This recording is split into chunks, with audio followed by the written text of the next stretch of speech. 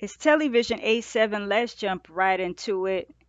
Diddy, Diddy, Diddy, Diddy, Diddy. He is detained, and he's going to be detained until his trial begins. Okay?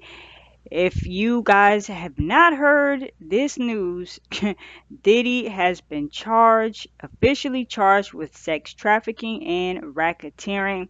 He's facing three felony charges of racketeering, conspiracy, sex trafficking by force, fraud or coercion, and transportation to engage in prostitution. Now, these are some pretty heavy charges.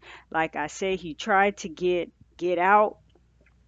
A judge denied bail. It was supposed to be like 50 million or something like that, and the judge said no. So this is what it kind of all started last night when he was arrested and taken in, but we really didn't know exactly like what all the charges were and everything like that. He was taken into federal custody in New York after grand jury indictment. Now, everything is out, it's unsealed.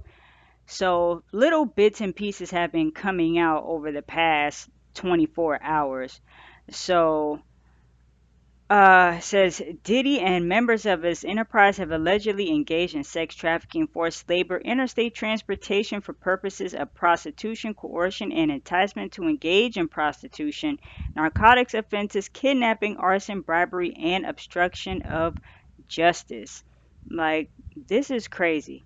And you got his lawyers, of course, his defense team doing and saying whatever they can. Like I mentioned a moment ago, he wanted to be released on $50 million bond. His children surrendered their passports. I believe even his mom surrendered her passport as well, but the judge still said no. This is wow. Now, the craziest thing, one of the weird things about it, you guys remember when they did the whole raids of the houses back in March, they found guns, they found drugs, but they also apparently found more than 1,000 bottles of baby oil and lubricant from the freak offs, and it's just ridiculous. In or about March 2024, during searches of Combs' residences in Miami, Florida, and Los Angeles, California, law enforcement seized various freak-off supplies, including narcotics and more than 1,000 bottles of baby oil and lubricant. What do you guys think about this? This is just ridiculous. And now we see the judge, well, not the judge, the defense attorney, the lawyer. Of course, he's gonna try to do what he can for his client. Now he's claiming that Cassie was cheating on Diddy the whole time with the trainer, which he eventually went on to marry. They have two children together, saying that they were cheating, both cheating on each other, and that before the attack happened at the hotel, it was seen on a video that Cassie knocked them over the head with a cell phone, and she was trying to extort him for money for a book deal, this, that, and the third. So now the lawyer is trying to, say, oh, Diddy's the victim. It's a PR spin. So that's what's going on.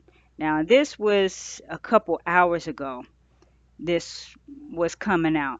Now we see that Kalina, y'all know Kalina from Dirty Money, she said her name Bennett and she ain't in it. Well, apparently Diddy called her 54 times after Dawn filed her lawsuit, and you could only imagine what the calls were about. Okay? 54 times. That is wild.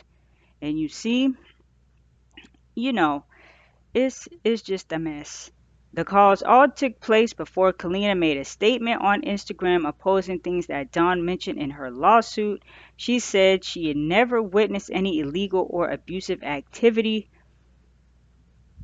that Dawn made claim of. Now, keep in mind that Diddy and Kalina's husband, they are still friends or were friends, whatever, had a lengthy relationship at one point. So now we can see Diddy is still exhibiting that behavior, you know? So the judge said, nah, Playboy, you're going to have to sit down to the jail. Just sit in there. Judge refuses to grant bail to Diddy. Must remain behind bars until his sex trafficking trial, which we do not know when that will be. Yeah, this is all just coming down a couple hours ago, but like I said, he got arrested last night. Let me know what you guys think about all of this. I don't want to go into too much detail, but I'm sure we will be finding out more and more. And the feds, they got them tapes. They got the tapes from the freak off. So I don't know who else is on them tapes, but I just, it's like almost scary just to find out, cause it'll come out sooner or later. Who is on these tapes with Diddy? It's bad. It's about to get real crazy. But somebody who did make a tweet, Aubrey O'Day, y'all know her from Danity Kane. She posted on her socials. Hold on one second. Let me go back to it. She posted this a little while ago. The purpose of justice is to provide an ending and allow us the space to create a new chapter. Women never get this. I feel validated. Today is a win for women all over the world, not just me. Things are finally changing. And one thing about Aubrey, she never switched up her story. She always had her foot on Diddy's neck.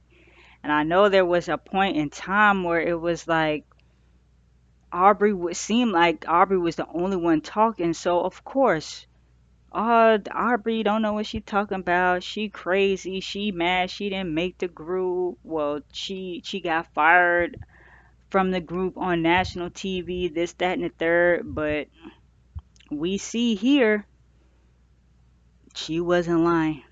She wasn't lying about any of it. And like I said, it's scary to see who else he victimized, pretty much. Mm.